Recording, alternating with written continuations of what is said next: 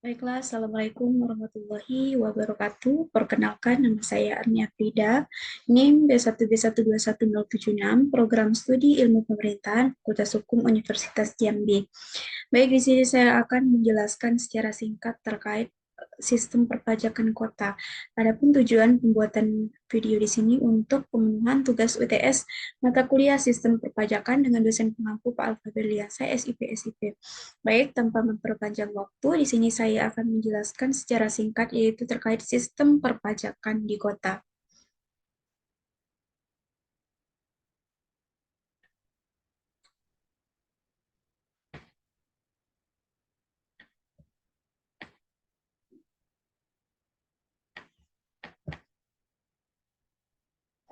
Baik, di sini ada pendahuluan. Menurut Undang-Undang Nomor 28 Tahun 2009 yaitu tentang pajak daerah, di mana pajak daerah merupakan iuran yang bersifat wajib dibayarkan oleh rakyat ke kas negara tanpa mendapat imbalan secara langsung, sehingga dapat dipaksakan. Nah, adapun pajak kota ini merupakan sumber pendapatan penting bagi pemerintah kota. Pajak ini biasanya dikenakan pada properti seperti rumah, tanah, dan bangunan komersial di dalam batas kota. Pendapatan dari pajak kota ini digunakan untuk mendukung berbagai layanan publik seperti infrastruktur, kebersihan, pendidikan, dan pelayanan kesehatan di tingkat lokal. Dalam upaya meningkatkan pelayanan kepada masyarakat dan melaksanakan pembangunan daerah, maka pemerintah daerah membutuhkan sumber-sumber penerimaan yang harus memadai. Nah, hal ini diatur sesuai dengan Undang-Undang Nomor 33 Tahun 2004, di mana pemerintah daerah memiliki sumber-sumber penerimaan daerah, yaitu pendapatan asli daerah atau disingkat dengan PAD.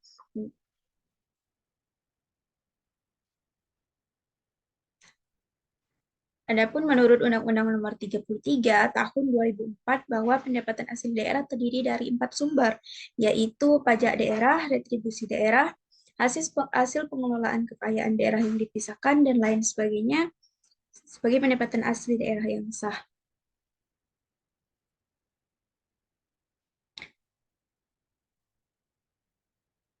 Baik, selanjutnya di sini saya akan menjelaskan jenis-jenis pajak kota. Ada berbagai macam jenis pajak kota di sini. Yang pertama pajak reklame, pajak restoran, pajak hiburan, pajak hotel, pajak penerangan jalan, pajak parkir, pajak sarang burung walet, pajak air tanah, bea perolehan hak atas tanah dan bangunan, pajak bumi, dan bangunan pedesaan dan perkotaan. Baik, di sini saya akan menjelaskan secara rinci yaitu terkait jenis-jenis pajak kota. Baik, yang pertama di sini saya akan menjelaskan tentang pajak reklame. Apa sih itu pajak reklame? Baik, di sini saya akan menjelaskannya, di mana pajak reklame itu merupakan pajak atas penyelenggaraan reklame. Reklame adalah benda, alat perbuatan, atau media yang menurut bentuk dan corak ragamnya untuk tujuan komersial, di mana digunakan untuk menarik perhatian kalangan umum. Nah, adapun pajak ini dikenakan tarif sebesar 25%. Baik, yang selanjutnya ada pajak restoran. Nah, pajak restoran ini diatur berdasarkan Undang-Undang RI Nomor 34 Tahun 2000, di mana pajak restoran ini perlu juga dipungut karena restoran merupakan tempat menyantap makanan dan minuman yang disediakan dengan dipungut bayaran. Nah, tidak termasuk usaha jenis tata boga atau cateringnya. Nah, baik, yang selanjutnya di sini ada pajak hiburan. Nah, bagaimana pajak hiburan ini merupakan pajak atas penyelenggaraan hiburan yang meliputi semua jenis pertunjukan. Baik, yang selanjutnya saya akan menjelaskan terkait pajak hotel. Nah, adapun pajak hotel ini diatur berdasarkan Undang-Undang Nomor 28 Tahun 2009 pada pasal 1 angka 20 dan 21. Nah, pajak hotel ini merupakan pajak atas pelayanan yang disediakan oleh hotel. Nah, adapun tarif pajak hotel ini ditetapkan paling tinggi yaitu sebesar 10%. Baik, yang selanjutnya pajak penerangan jalan.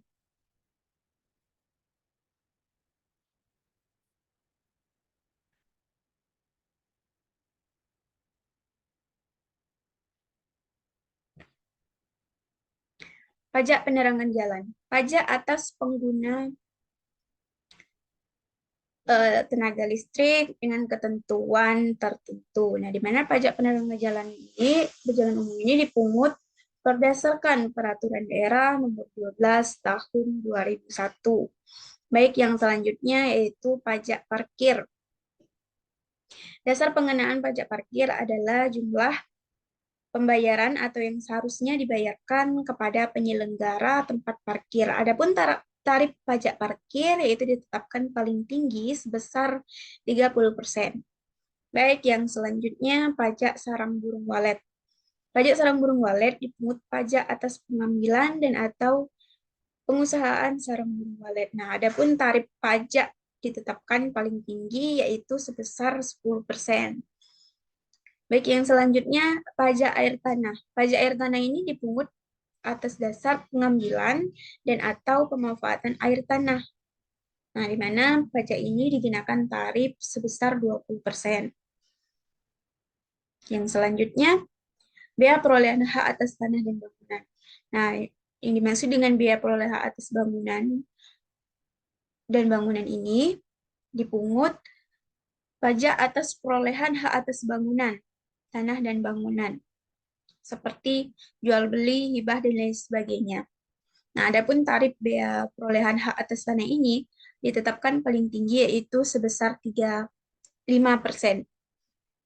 Baik, yang selanjutnya yaitu terkait pajak bumi dan bangunan pedesaan dan perkotaan. Mana pajak bumi dan bangunan pedesaan dan perkotaan ini dipungut pajak atas dasar kepemilikan, pengusahaan dan atau pemanfaatan tanah dan atau bangunan.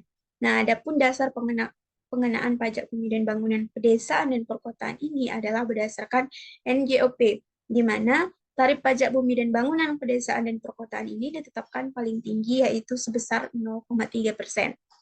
Yang terakhir yaitu pajak mineral bukan logam dan batuan.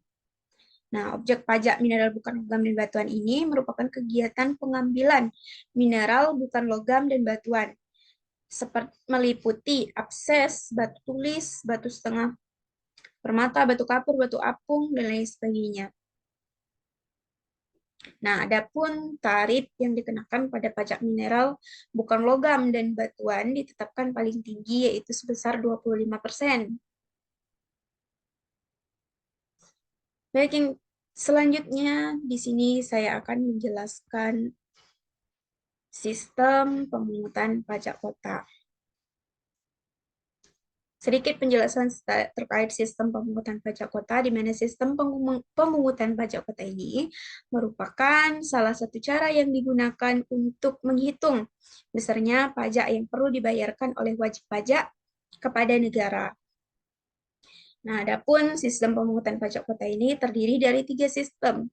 Yang pertama, self-assessment system, di mana sistem perpajakan ini digunakan untuk menentukan besarnya pajak yang harus dibayarkan oleh wajib pajak yang bersangkutan. Nah, dalam artian bahwa wajib pajak adalah pihak yang berperan aktif dalam menghitung, membayar, dan melaporkan pajak kepada kantor pelayanan pajak atau sistem administrasi online yang dibentuk pemerintah.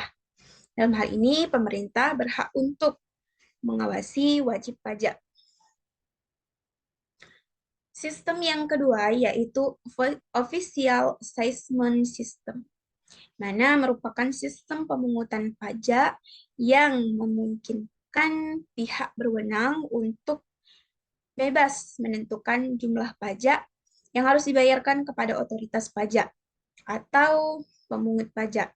Nah, dalam sistem pemungutan pajak ini biasanya wajib pajak bersifat pasif dan hutang pajak hanya dapat digunakan setelah otoritas pajak mengeluarkan surat ketetapan pajaknya.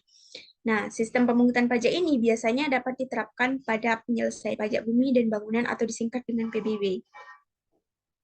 Baik sistem pemungutan yang terakhir yaitu withholding assessment system, di mana merupakan sistem pemungutan pajak yang memberikan pengertian bahwa besarnya pajak dan dihitung oleh pihak ketiga yang bukan wajib pajak atau petugas pajak. Nah, contoh dari sistem ini adalah pemotongan penghasilan pegawai oleh bendahara. Nah, instansi sehingga pegawai tidak perlu lagi datang ke kantor pajak untuk membayarkan pajaknya. Di sini ada tabel provinsi sumber pajak terhadap PAD kota. Dalam tabel ini sudah dijelaskan ada target penerimaan serta realisasinya. Nah, dapat kita lihat bersama-sama di mana sangat jauh dari realisasi, di mana target penerimanya tidak sesuai dengan yang diharapkan. Nah, berdasarkan yang saya baca dari penjelasan makalah yang telah kami diskusikan, di mana tabel provinsi sumber pajak daerah ini terkendala dikarenakan kasus COVID-19 yang melanda Indonesia pada waktu itu. Nah, sehingga masyarakat itu berdiam diri di rumah, tidak melakukan aktivitas di luar. Nah, tentunya hal tersebut juga berdampak terhadap sumber pajak PAD Kota Jambi. Yang terakhir yaitu kesimpulan. Mana kesimpulan ini, pajak adalah suatu kewajiban menyerahkan sebagian kekayaan ke kas negara menurut peraturan perundang-undangan yang telah ditetapkan pemerintah serta dapat dipaksakan, akan tetapi tidak mendapat jasa timbal balik dari negara secara langsung, namun digunakan untuk memelihara kesejahteraan umum. Nah, adapun pajak kota ini terdiri dari pajak reklame, pajak restoran, pajak hiburan, pajak hotel, pajak penerangan jalan, pajak parkir, pajak sarang burung walet, pajak air tanah, bea perolehan hak atas tanah dan bangunan, pajak bumi dan bangunan pedesaan dan perkotaan, dan logam. Nah, dalam sistem perpajakan kota ini memiliki 3 sistem pungutan pajak, di mana yang pertama sistem self-assessment system, yang kedua official assessment system, dan yang terakhir ada withholding assessment system. Baik, hanya itulah yang dapat saya sampaikan. Kurang dan lebihnya saya mohon maaf. Apabila ada kesalahan kata ataupun penyampaian kurang jelas atau yang kurang dipahami oleh teman-teman yang menonton, harap dimaklumi karena saya juga masih belajar. Demikian, saya akhiri dengan wassalamualaikum warahmatullahi wabarakatuh.